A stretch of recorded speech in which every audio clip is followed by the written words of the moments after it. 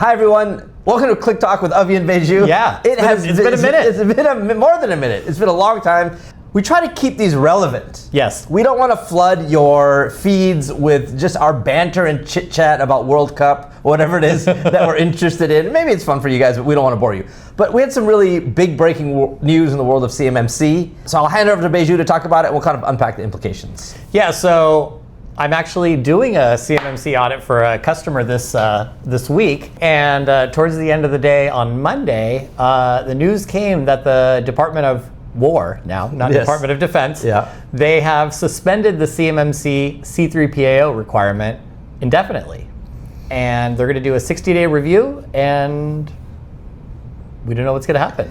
That is huge, and a lot of weird terms in there. Yes, yes. So the department at war is at war with the auditors? Is that what they declared war against? What they who? said was the SBA, so these are two groups within the executive branch, the SBA said the rules and the cost are too onerous for small businesses, and it's impacting the ability for the Department of War to get their parts. What does that mean if you have a business that is working with the Department of War and you're thinking, oh, I need this requirement? Well, what it was is there was a November deadline for this year, and now that deadline's gone. Okay. But the requirement to be secure and to have all the controls in place has not gone away. The thing that's changed is you can self-attest now versus having a third-party auditor. So it's on the honor system.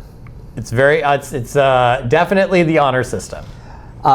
Before the honor system, what you're in the middle of, a third party would come in and look at your policies and then look at your controls. Correct. Yes, it was very onerous. We had 4 days scheduled for it.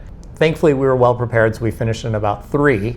But it's a very detailed look. You know, as we've talked about in the past, 320 objectives, you got to be able to show proof on every single one of them. So, you know, it's a lot of prep work, a lot of getting ready, making sure everything's down to the letter and everything. So is this a green light, Baiju, to just say, hey, we could just say we have it and not do anything? What do you advise business? Well, so I think the great thing for businesses is they don't have to spend $50,000, $100,000 on an auditor, and it allows them to put that money into their business. But to your question directly, no, unfortunately. It's not, you can check the box, but there's a possible False Claims Reporting Act, something cyber, or so if you have a cyber incident, and it's because of not having the proper protections in place that the cyber incident happened. So you still have to be very careful about saying that you are level 2 self-assessed. But what is nice is doing level 2 self-assessment is a little bit less onerous because you don't have somebody looking at every word of your policy and making sure. So do I recommend you just kind of wing it? No, but you can definitely get to that level 2 self a little bit easier. The process is onerous. The controls may not be. You still need those controls in place. You still need an enclave.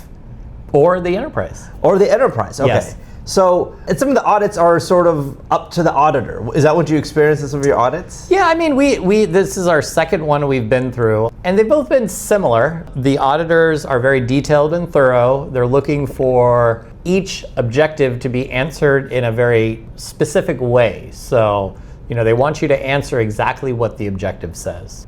When you're looking at a new business who now in this new environment has to self-assess, you're looking at it from the eyes of an auditor, right? You know what the most stringent kind of onerous, and then you could adjust to. Is that the kind of approach you're bringing? Well, we are still bringing in a very similar technical approach because our technical approach has been validated by 2 auditors now.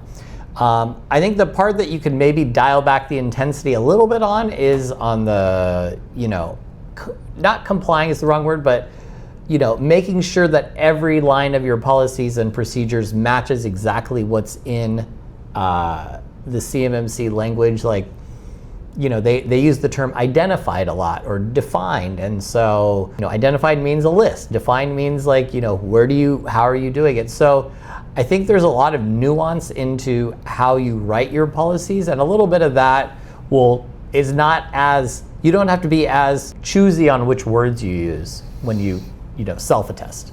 Can't underscore how huge this kind Yes. of ruling or decision was on Monday.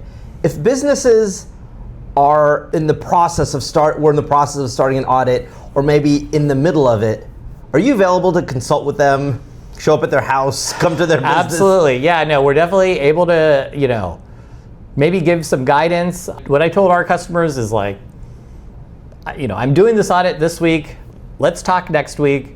The requirements are still there. The third-party auditor is not there, so let's maybe take that money you had budgeted for the auditor and bring up your IT system, or it's you don't need to budget that money. But who knows what's going to happen in 60 days also. There could be some small business carve-outs. There could be an extension. They push the deadline 1 year. So we don't know what's going to happen in 2 months. Oh, interesting. So we're available. Baiju's available. Yes. He's done a bunch of these audits. He can consult with you, figure out exactly where you are in alignment or not, and what tact to take. Right.